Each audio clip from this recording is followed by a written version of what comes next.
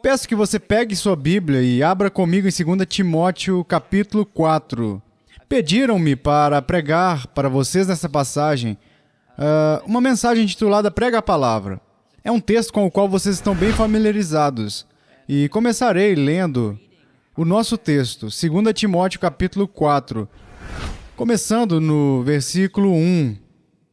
O apóstolo Paulo, ao escrever para o seu jovem filho na fé, Timóteo, ele também se dirige a cada Timóteo sucessivo ao longo dos séculos. Ele escreveu o seguinte: Conjuro-te perante Deus e Cristo Jesus, que há de julgar vivos e mortos, pela sua manifestação e pelo seu reino. Prega a palavra. Insta quer seja oportuno, quer não. Corrige, repreende, exorta, com toda longanimidade e doutrina. Pois haverá tempo em que não suportarão a sã doutrina.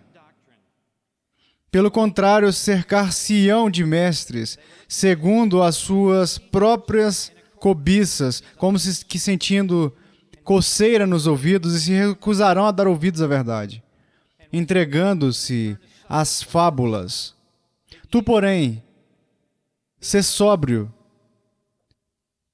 em todas as coisas, suporta as aflições, faz o trabalho de um evangelista, cumpre cabalmente o teu ministério. Nestes versículos que nos são bem familiares, o apóstolo Paulo dá grande ênfase à importância central da pregação da palavra de Deus. Costumamos ouvir dizer: o principal é manter o principal como principal. E o que temos aqui é o principal para o ministro de Deus.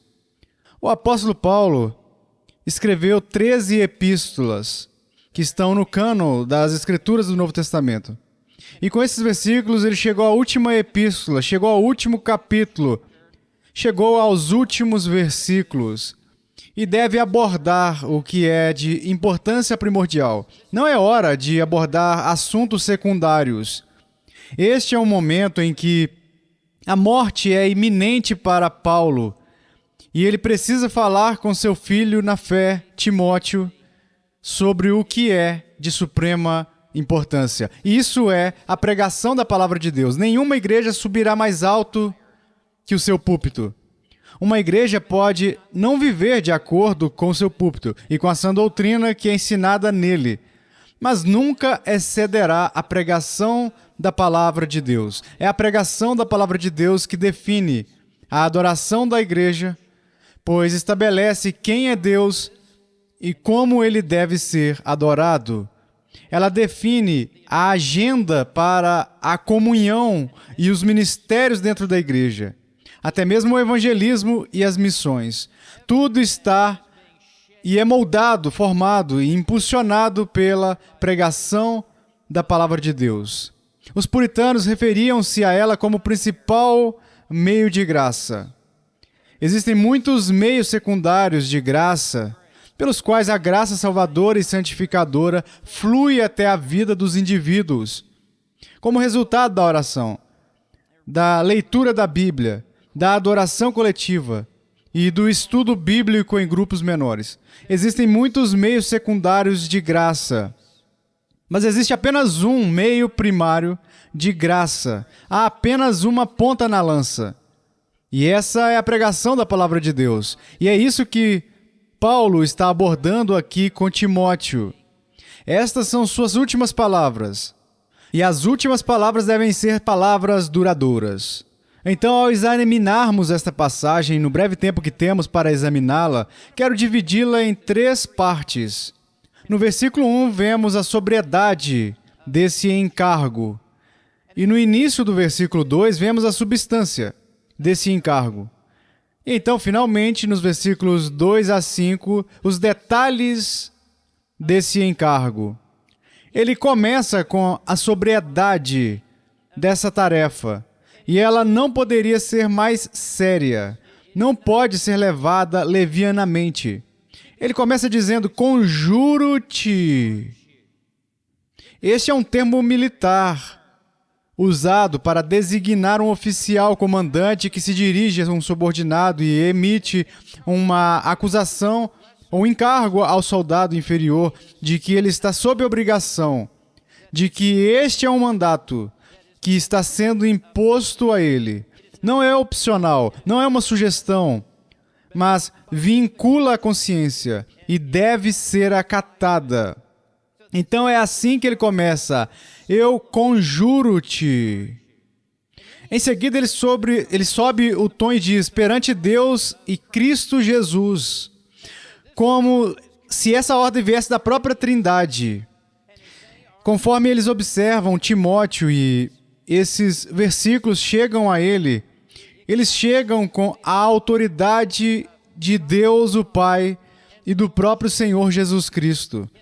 Isto não poderia ser mais oficial e solene. Ele então diz que há de julgar, e isso se refere ao Senhor Jesus Cristo. E a palavra julgar, literalmente no idioma original, significa separar. E Jesus Cristo, no último dia, separará o ministério de Timóteo. Ele separará o bem do mal. Ele separará o ouro, a prata e as pedras preciosas da madeira, do feno e da palha. Haverá uma separação no último dia, quando Timóteo estará diante do Senhor Jesus Cristo no tribunal de Cristo. É por isso que Tiago diz em Tiago 3, versículo 1, meus irmãos, não vos torneis muitos de vós mestres, sabendo que havemos de receber maior juízo. E será um juízo mais rigoroso para Timóteo do que mesmo para aqueles a quem ele se dirigirá em sua pregação. E isso foi passado através dos séculos para todos os pregadores neste auditório aqui hoje. Haverá uma responsabilidade mais rigorosa para nós no último dia, quando estivermos perante o Senhor e Ele julgar o nosso ministério. Ele separará o verdadeiro do falso. Ele ouvirá cada sermão e analisará cada intenção no último dia. E assim, conforme Paulo escreve isso, ele está se dirigindo a Timóteo com algo de extrema importância. Ele diz, ele há de julgar vivos e mortos. Em outras palavras, Timóteo, quer você esteja vivo ou já tenha falecido no momento do retorno de Cristo, este juízo final do seu ministério de pregação é inevitável. Já foi pré-ordenado que você estará no tribunal de Cristo e preste conta do seu ministério. Ele finalmente acrescenta pela sua manifestação, referindo-se ao retorno do Senhor, e pelo seu reino, seu reinado eterno. O que Paulo quer que Timóteo veja é o que o Senhor quer que vejamos aqui hoje, que é impossível imaginar um encargo mais sério que poderia ser emitido ao homem de Deus do que o que se seguirá agora. E assim, tendo visto a sobriedade deste encargo, ele agora passa para a substância do encargo. Qual é a cobrança? O que é? E começando no versículo 2, estendendo-se até o versículo 5, há 9 verbos imperativos sucessivos. Eles vêm em sucessão rápida. 9 verbos que estão todos no modo imperativo, o que significa que são ordens. A primeira está no início do versículo 2, prega. Prega a palavra. E de fato serve como o tópico de um parágrafo. É como um guarda-chuva que cobre o todo. E os 8 verbos finais definirão para Timóteo como ele deve pregar a palavra. Mas ele começa com o próprio encargo, que é prega a palavra. E assim ele diz, começando no versículo 2, prega a palavra. Esta palavra para pregar é a palavra mais usada no Novo Testamento para a proclamação e declaração pública da palavra de Deus. é para ser feito com fervor e intensidade, com urgência e autoridade. É assim que Timóteo deve erguer a voz. Ele não deve ficar diante dos outros e conversar. Ele não deve ficar diante dos outros e compartilhar. Ele não deve ficar diante dos outros e apenas falar, mas deve vir como arauto, que foi enviado das cortes do céu, enviado para as estradas e atalhos deste mundo, para erguer sua voz e anunciar a mensagem que veio de Deus. No primeiro século, César tinha os seus arautos no palácio, e quando havia uma ordem executiva, ele convocava esses arautos. Eles entravam no palácio. O mandato imperial era dado, a mensagem imperial. Eles eram enviados para o perímetro do império. Eles deveriam ir às cidades, vilas e aldeias e reunir as pessoas em volta. E deveriam erguer a voz e dizer algo assim: ouçam agora! Roma teve uma grande vitória. Ou César teve um filho. Assim que a mensagem era entregue, ele retornava ao palácio. Havia testemunhas que o seguiam para certificar se ele havia sido fiel no cumprimento de seu dever. É isso que a palavra prega significa. No dicionário teológico do Novo Testamento, Gustav Frederick escreveu isso sobre o que é um arauto. Um pregador é um arauto. E a forma que essa palavra foi usada no primeiro século significava entregar a mensagem como ela foi recebida por eles. O relatório que eles dão não se origina deles. Por trás do arauto está o poder e a autoridade maior. O arauto não expressa os seus próprios pontos de vista. Ele é o porta-voz de seu mestre. Os arautos adotam a mente daqueles que os comissionam e agem na autoridade de seus mestres. Não cabe ao arauto agir por sua própria iniciativa. O arauto é sujeito às instruções precisas daquele que o comissionou. O arauto não se envolve em negociações enroladas, mas retorna ao seu mestre depois de entregar sua mensagem. Ele é simplesmente um instrumento executivo, sendo apenas a boca de seu mestre. O arauto não deve falsificar a mensagem que lhe foi confiada por meio de acréscimos de sua própria autoria. Ele deve entregá-la exatamente como foi dada a ele. Ele deve cumprir estritamente as palavras e ordens de seu mestre. Fim da citação. É isso que está por trás da palavra grega, kerusso. Prega a palavra. Timóteo não tem permissão para pregar qualquer coisa que ele queria pregar.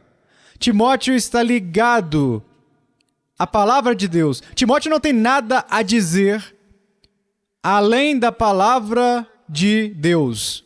Tudo deve originar-se da palavra de Deus. E sabemos o que é a palavra de Deus aqui. No final do capítulo 3, versículo 16, toda a escritura, toda a grofe, chega no idioma português como gráficos, escritos. Não são supostos sonhos, visões, caprichos, impulsos ou sentimentos místicos que Timóteo deve pregar. Ele deve pregar a palavra objetiva do Deus vivo que foi escrita preto no branco, que pode ser lida, pode ser estudada, pode ser analisada, pode ser inspecionada, pode ser comparada, pode ser definida e pode ser escrita. Prega a palavra, jovem. E no versículo anterior, versículo 15 do capítulo 3, é referido como sagradas letras. Você não pode sair dos escritos. Você deve permanecer dentro das sagradas letras. A santa, perfeita, inspirada, inerrante, infalível, toda suficiente, oficial, imutável e invencível palavra de Deus. Ele deve fazer isso porque, como disse Calvino, citando Agostinho, quando a Bíblia fala, Deus fala. Deus deve ser ouvido na pregação da palavra de Deus, não na cultura, não na sociedade, não no que está sendo divulgado nas ruas, não no resultado de um relatório denominacional. A substância do que está sendo pregado deve vir do céu. Portanto, aqueles de vocês aqui hoje que são pregadores da palavra de Deus, Deus não está interessado na sua criatividade. Ele não está interessado na sua originalidade. Ele requer sua precisão e exige sua conformidade com o padrão das sãs palavras. Charles Haddon Spurgeon, que anos atrás pregou nessa cidade, disse: estou contente em viver e morrer como um mero repetidor da verdade bíblica. Charles Hodge disse isso depois de 50 anos como editor da Revisão Teológica de Princeton. Ele disse: nunca tive um pensamento original. Em outras palavras, ele ensinou apenas o que está nas Escrituras. Se for novo, não é verdade. A nova verdade é uma velha heresia. Devemos nos ater aos velhos caminhos da palavra de Deus.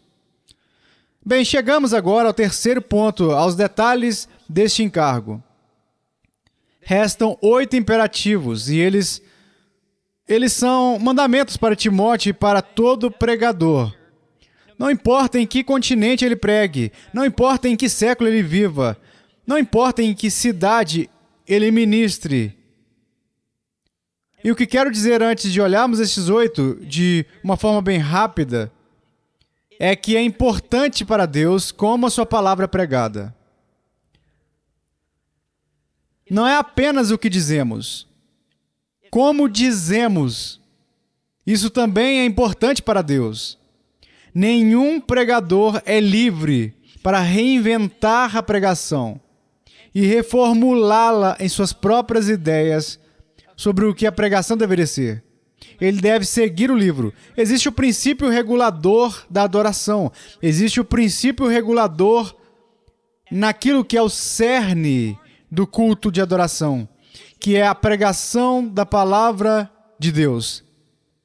Então vamos dar uma olhada nisso rapidamente. O primeiro específico está no versículo 2. Estejam preparados. Esteja preparado, quer seja oportuno, quer não. A palavra significa estar sempre pronto para pregar a palavra de Deus. Quando desci para tomar café da manhã, sentei-me e algumas pessoas que fazem parte da conferência me disseram do outro lado da sala de jantar: você está preparado? Eu disse: nasci preparado. Sento-me preparado. Vivo preparado. É assim que o pregador deve ser. Ele deve estar sempre preparado. E ele diz, quer seja oportuno, quer não. Essa é uma expressão eufemística para o dia todo, todos os dias. Não há outra época senão dentro ou fora de época. Essa é uma maneira de dizer 24/7. 7 dias por semana, 24 horas por dia. Você deve estar preparado para pregar. E estar preparado para pregar nos bons e maus momentos. Quando as pessoas querem e quando as pessoas não querem.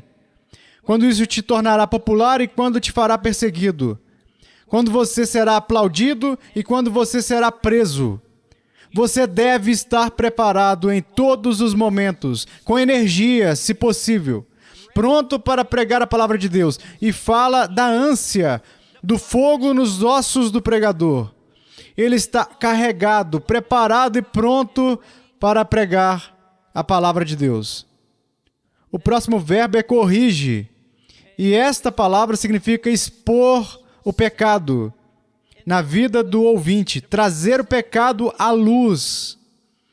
Isto exige que a pregação exponha o pecado. O pecado no coração, o pecado na língua, o pecado na atitude, o pecado nos pensamentos, o pecado nos atos, o pecado nas ações, o pecado nas reações. Não estamos tentando vencer um concurso de popularidade.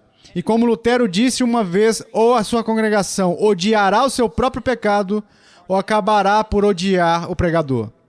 Sendo assim, deve haver a exposição do pecado. E então, a próxima palavra repreende. Isso traz confronto ao pecador em seu pecado.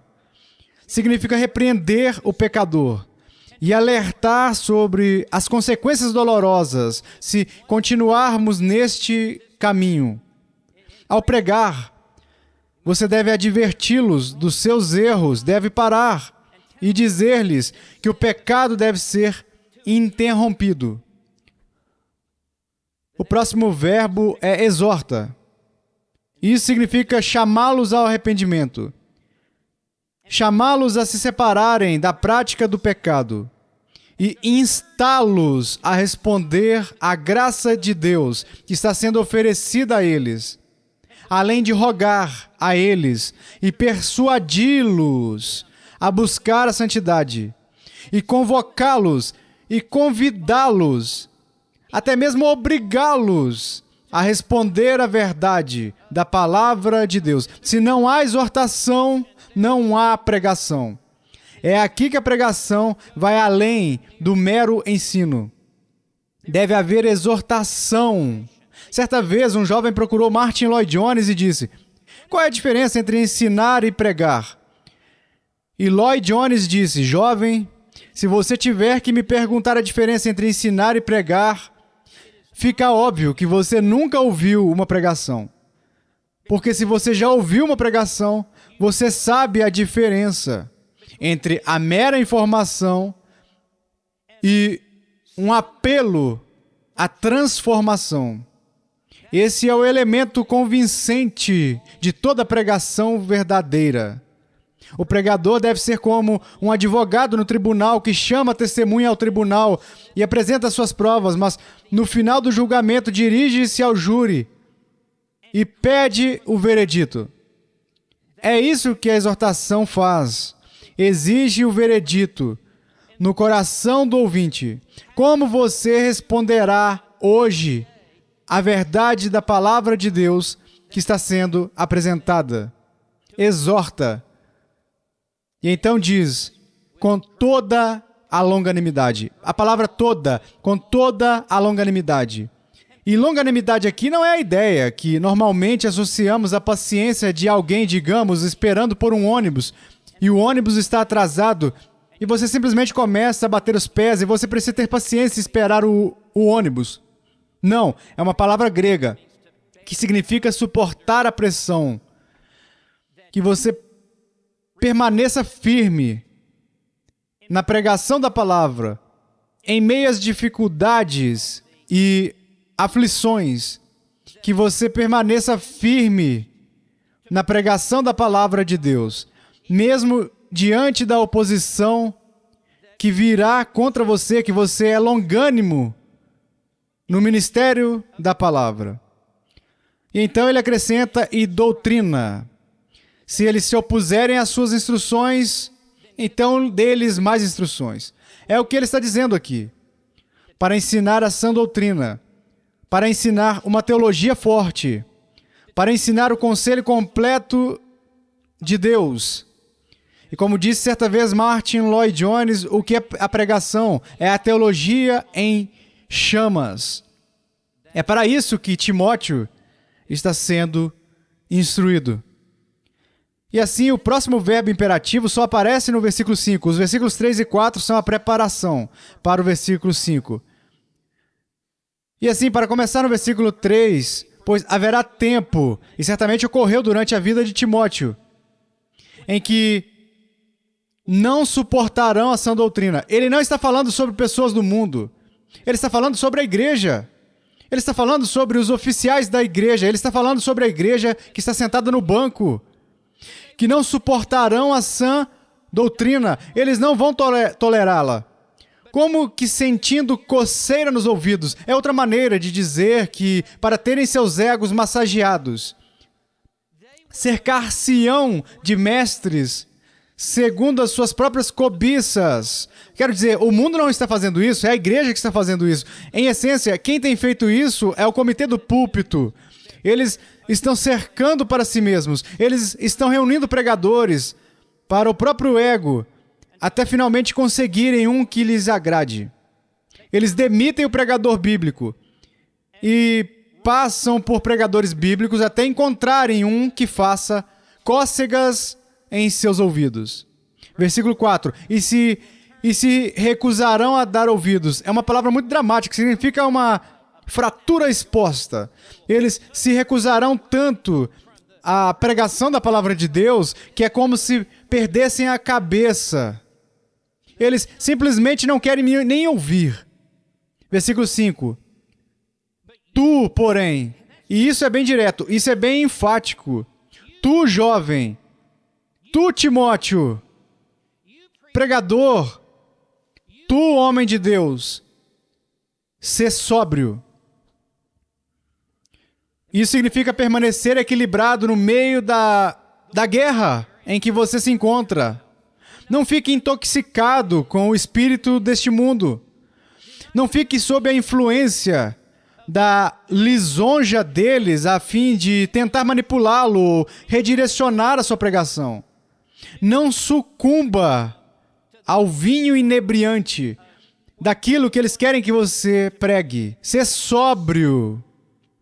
Então ele diz, suporta as aflições. Essa é a sexta ordem. Por que ele diria suporta as aflições? Porque é isso que vai acontecer se você pregar todo o conselho de Deus. Isso é o que acontecerá se você pregar a sã doutrina. E a palavra significa sofrer o mal que virá como resultado da sua pregação. É perigoso ser um pregador da palavra de Deus. Um pregador na América disse, o problema com os pregadores hoje é que ninguém mais quer matá-los.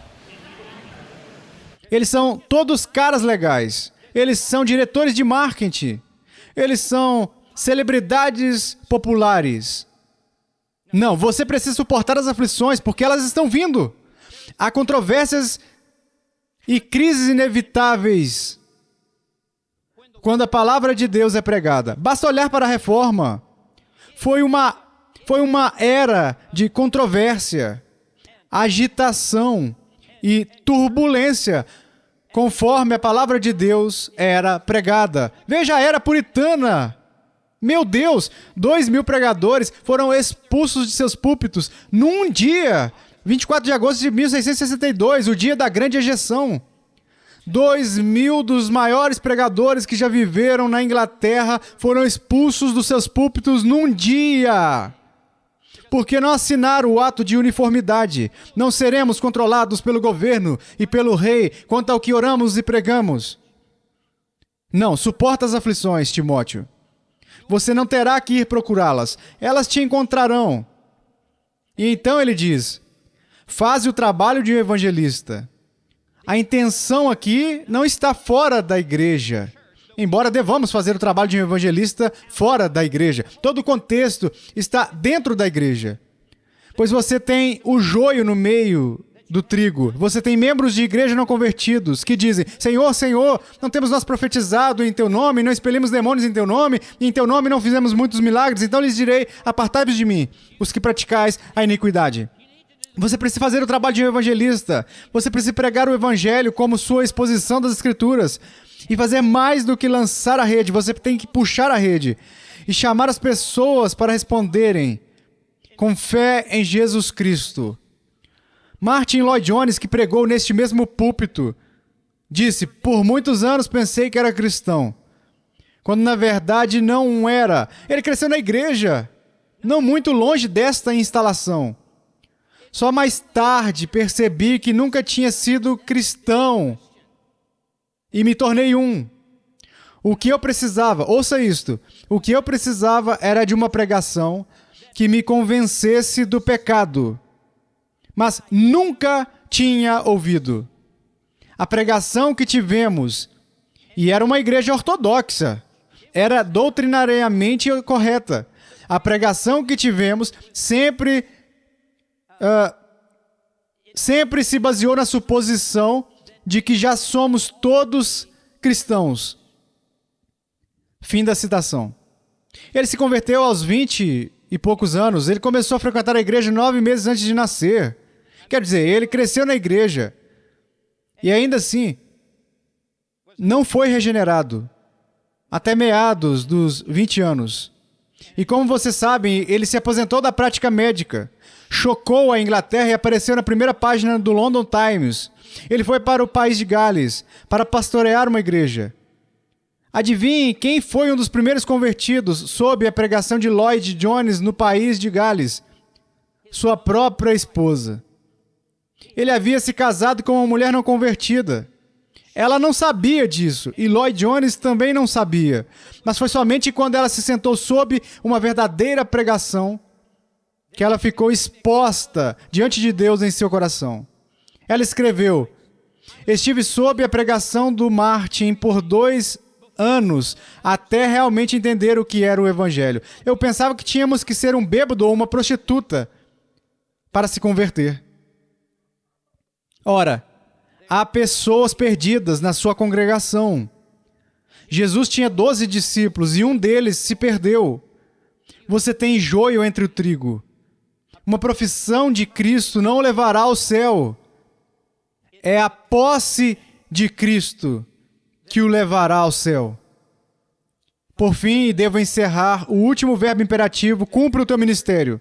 Significa literalmente completar ou preencher ao máximo. E é um resumo de tudo que precedeu. E diz a Timóteo: Timóteo, isso não é múltipla escolha, onde você escolhe 5 desses 8 imperativos, quais você gostaria de implementar em seu ministério. São como elos de uma corrente. Se um quebrar, o todo da corrente se romperá.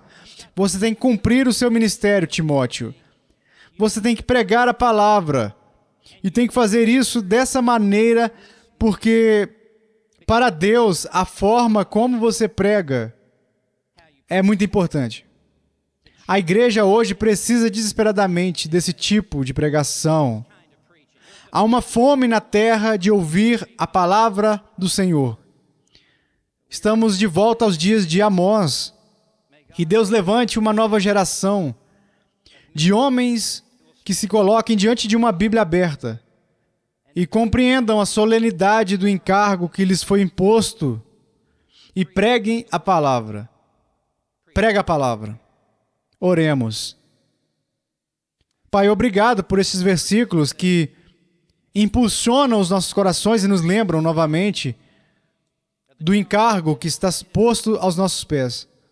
Senhor, que em cada púlpito haja um homem temente a Deus, que defenderá o padrão das sãs palavras e que corrigirá, repreenderá e exortará com muita longanimidade e doutrina. Em nome de Jesus. Amém.